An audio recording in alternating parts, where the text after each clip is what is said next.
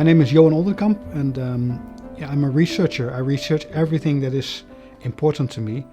When I was a student, I read all kinds of books which were not on the list of university, but I thought they were much more interesting, much more important too. And I put all that information in my head somehow. And at a certain moment in my life, I decided to completely stop with what I was doing.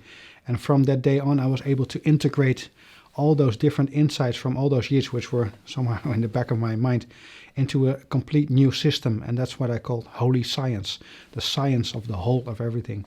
And from that moment on, I've been writing books, many books, and giving much lectures, because it's a paradigm, and that paradigm allows me to add more insights and show how everything is connected to all the other parts.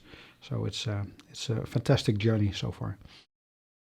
You don't hear the difference between holy and holy, because one is without the W and the double L, and the other is with. And there's a huge difference, because to me, holy without the W and the double L means full of holes.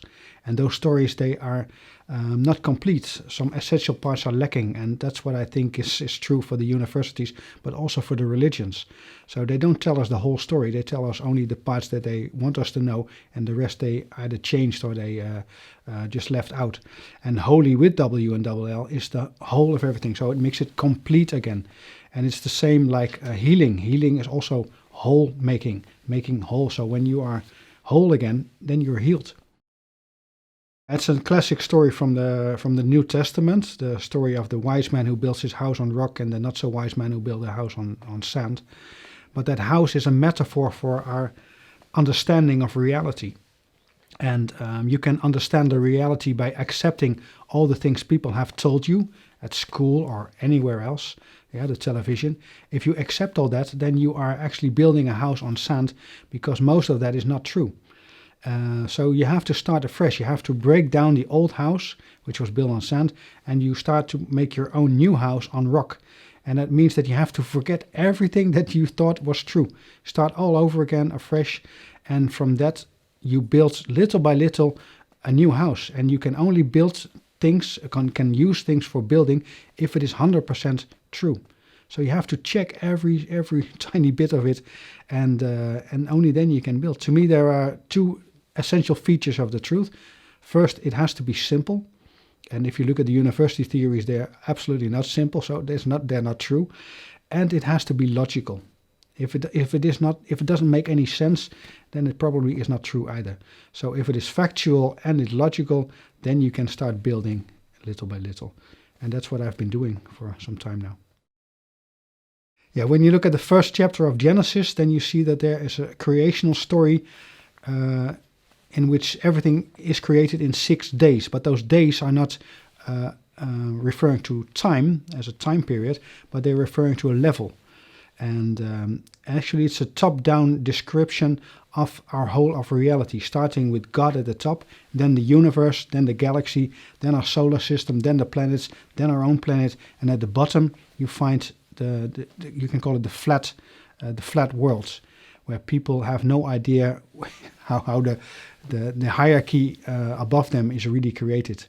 And it's both a physical reality, physical hierarchy, but also a spiritual hierarchy, because you can ascend to each of those levels. And at the bottom level, your spiritual ascension has not started yet. You're actually at rock bottom at that moment. And that means that you have no idea that there is more than what your senses tell you. You only think that this world that you can see, hear, and so on, that is the own reality. But that's an illusion. And the moment you start to realize that this world is actually an illusion, and that you are much more than a physical body, that you are a spiritual being having a physical experience instead of being a physical being having a spiritual experience. So it's actually upside down. The moment you realize that you are a spiritual being, then you have taken, you're ascending that ladder of consciousness. But most people, when they watch television constantly and they read the newspapers and they think this is the reality, they don't get it. So and actually that whole environment of television and mainstream media wants you to keep at that lowest level of consciousness, because there you can be controlled. That's what they want. They want you to control you so that you can feed the system. The system needs your energy to continue. Most people think it's your money, but the money is not really that important. It's your energy, your attention. What do you spend your valuable time on? Is it watching soaps on the television, or sports on the television, or reading silly magazines? Or do you use your energy to create something that is valuable in your own life? How do you use your valuable energy in your time? That's essential.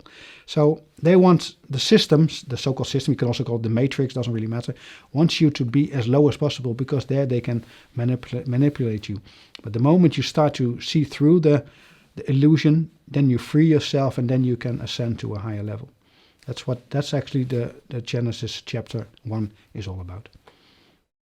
Everything that is natural must be created. Yeah, when we look outside, we see a tree, we see a ocean, we see beautiful night sky, and there must be a creator. So we don't know, we can't comprehend that creator, so we just gave it a name, and the creator of everything that's natural, we named it God. I think that's good. It's a name. So don't have the illusion that you know what God is by giving it a name, but that's a different story. God is the creator of everything that is natural. So, and we can see what is natural. Yeah, a flower that is growing is natural. A baby that is born in a natural way is natural, and so on. There's also the opposite of natural, and that's anti-natural. And anti-natural wants to destroy which is natural. It wants to be in the place of something that is natural. For instance, if you take the company Monsanto, it creates seeds that can only grow for 1 year, and then you have to purchase a new seed. And if you by accident have a seed of Monsanto on your land, which you didn't buy, then they accuse you of theft, and they can put you in prison for stealing a Monsanto copyrighted seed. So that is a clear case of violating the natural creation. They want to play gods, but they are actually the anti-God, the anti-Christ, because their seeds destroy what is natural.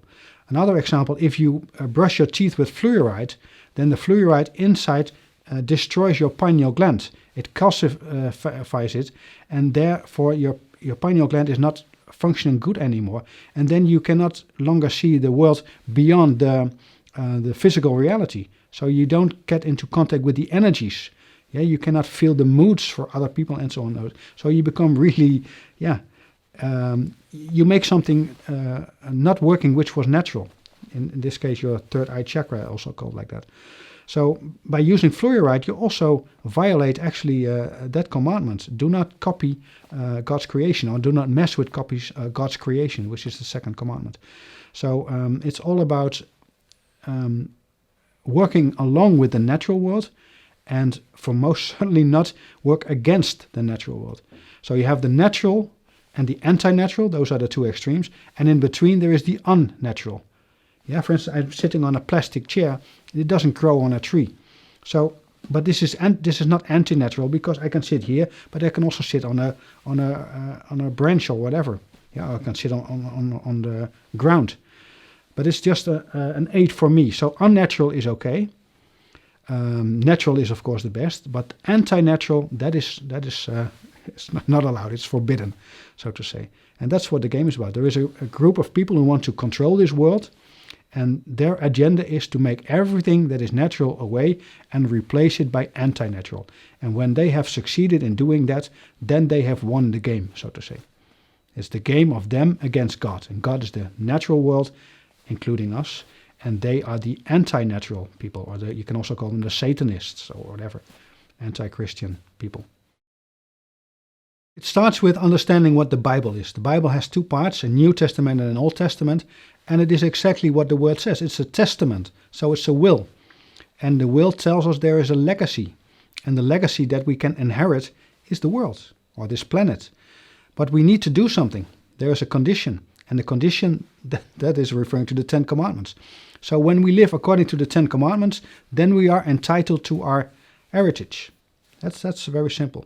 But many people, including myself, were not able to keep up with those 10 commandments. I violated not all of them, but many of them.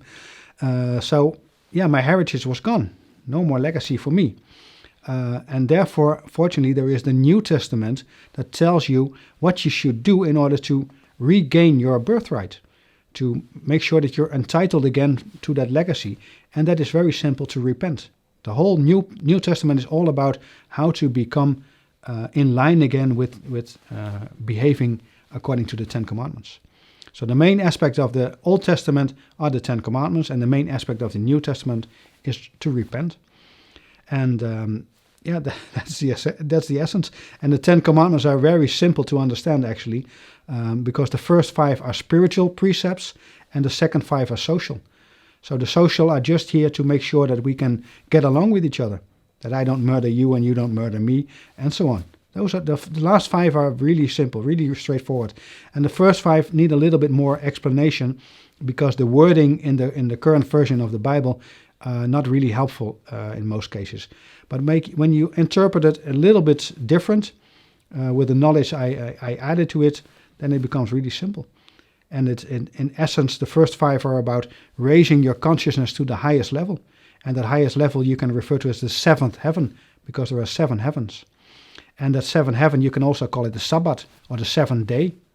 So you should honor the 7th day. Yes, you should honor the 7th level. So you should work your way up to the 7th level. And for instance, you have to honor your father and your mother, which is the 4th commandment. But the 4th commandment is talking about your spiritual father and your spiritual mother. And your spiritual father is our Father who art up in heaven, which is the sun Helios. And our spiritual mother is the mother who art in the earth, which is Gaia or Terra. So if we honor the planet that we live upon, and if we honor the light bringer in the sky, then we are already halfway up to the 7th heaven. So that's why we have the 4th commandment. Actually, the commandment is make your way home as quickly as possible, the 4th one, because by honoring your father and your mother, you're already halfway home.